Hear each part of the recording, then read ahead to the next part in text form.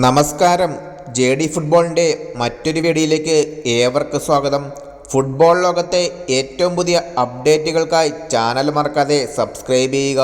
Old ട്രഫോർഡിൽ ഇന്നലെ നടന്ന ആവേശകരമായ പോരാട്ടത്തിൽ മാഞ്ചസ്റ്റർ യുണൈറ്റഡ് 3-1 ആസ്റ്റൺ വില്ലയെ പരാജയപ്പെടുത്തി.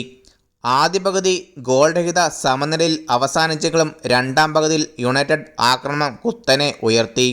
53-ാം മിനിറ്റിൽ കസമീറോയുടെ ഗോളിലൂടെ മാഞ്ചസ്റ്റർ യുണൈറ്റഡ് ലീഡ് സ്വന്തമാക്കി.